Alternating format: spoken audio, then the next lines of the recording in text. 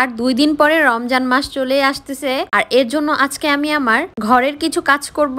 তার সাথে রমজান মাসের জন্য ফ্রোজেন কিছু আইটেমও বানাবো। মশলাপাতি, পেঁয়াজ বেরেস্তা, বাটাবাটির ঝামেলা যেন না হয়, এই কাজগুলো একটু আগে থেকে করে নেব। সো হ্যালো এভরিওয়ান, আসসালামু আলাইকুম, ওয়েলকাম জানাচ্ছি আপনাদের আমার নতুন একটি ডেইলি ব্লগে। রমজান মাস কিন্তু মুসলমানদের জন্য পবিত্র একটা মাস, রহমতের মাস, ইবাদতের মাস।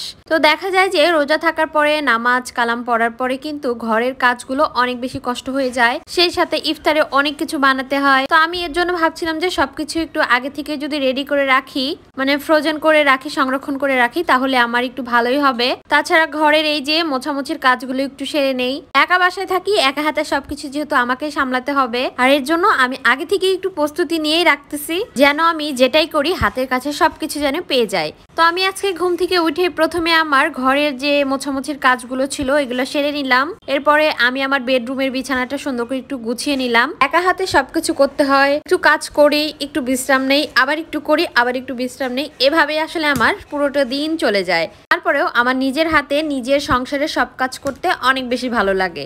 ইদানিং তো আমার ঘরের জিনিসপত্র কিনতে অনেক বেশি ভালো লাগে। একটা অনলাইন পেজ থেকে আমি হাতের তৈরি পর্দার এই বেলগুলো নিয়েছি। আমি এই বেলগুলো সুন্দর করে একটু লাগিয়ে দেখছিলাম। তো বেলগুলো না অনেক বেশি সুন্দর লাগছিল লাগানোর পরে, যদিও প্রথম আমি লাগাতেই পারতেছিলাম না, তারপরে অনেকবার চেষ্টা করে এই যে লাগিয়ে নিয়েছি। তো দেখতে কিন্তু ভালোই সুন্দর লাগছিল। আর 4টা বেল অর্ডার করেছিলাম, তো 4টা লাগানোই শেষ। এই পাশে একটু লাগালে ভালো হতো, কিন্তু ছিল না আর। যাই হোক, এরপরে আমি রমজানের জন্য কি কি প্রস্তুতি নিলাম সেগুলাই থাকতেছে ভিডিওতে। প্রথমে আমি বানিয়ে নেব বেডগ্রাম বানানোর জন্য এখানে আমি একদম ফ্রেশ যে পাউরুটিগুলো পাওয়া যায় এগুলোই নিয়েছিলাম। ব্লেন্ডারে ব্লেন্ড করে নিয়েছিলাম। এরপরে ফুড কালার দিয়ে সুন্দর করে একটু কালারিং করে নিয়েছি। কালারিং বেড ক্রামস দেখতে একটু ভালো লাগে, এর জন্য একটা বক্স করে সুন্দর করে রেখে দিলাম। আর এদিকে আমি বানিয়ে নিয়েছিলাম জিরা একদম ভেজে সুন্দর করে জিরার গুঁড়া। এটা কিন্তু লাগে আসলে একটু একটু করে, প্রতিদিন আসলে করা যায় না, এর জন্য একবারে আমি করে নিলাম। তার সাথে একটু চিলি ফ্লেক্সও করে নিলাম। রমজান মাসে যেহেতু অনেক ধরনের খাবার বানানো হয় ইফতারে, দেখা যায় লাগেই, কিন্তু এগুলো যদি হাতের কাছে থাকে তাহলে অনেক বেশি ভালো হয়। এরপর আমি পেঁয়াজ বেরেস্তা বানাবো।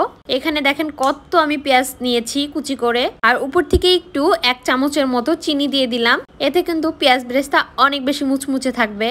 তো কিছুক্ষণ ভাজার পরে আমার এরকম একটা কালার চলে এসেছে। তো আমি এখন চুলা থেকে নামিয়ে নিব, দিয়ে এটা এখন সুন্দর করে একটা বক্সে তুলে রাখবো। আমার এই কাজগুলো করতে না অনেক বেশি ভালো লাগতেছিল, মনে হচ্ছিল আজকেই যেন রমজান।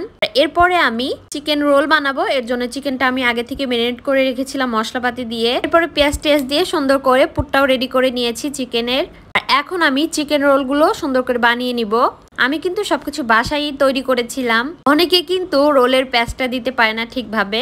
আসলে চিকেন রোল বানানোর জন্য দেখেন প্যাঁচটা কত বেশি সহজ আর খুব তাড়াতাড়ি হয়ে যায়। তো আমি এভাবে সবগুলোই বানিয়ে নিয়েছি অফ ক্যামেরায়, কারণ এত কাজ ছিল, আমি আসলে সবগুলোর ভিডিও ক্লিপস নিতে পারিনি। এরপরে আমি এই যে চিকেন রোলগুলো সুন্দর করে কোট করে নিলাম। এখন আমি এগুলো সুন্দর করে বক্সে উঠিয়ে নিব। বক্সে নিচে আমি একটু টিস্যু দিয়ে নিয়েছি। সবগুলোই কিন্তু আমি চিকেন রোলগুলো উঠিয়ে নিয়েছি। দেখতেই পাচ্ছেন আমার অনেকগুলো চিকেন রোল হয়েছিল। তো এই যে বক্সে উঠিয়ে সুন্দর করে ঢাকনা দিয়ে ঢেকে আমি এখন ডিপ ফ্রিজে রেখে দিব। ডিপ ফ্রিজে এভাবে বানিয়ে কিন্তু 1 মাস সংরক্ষণ করে রাখা যাবে খুব ভালো মতো।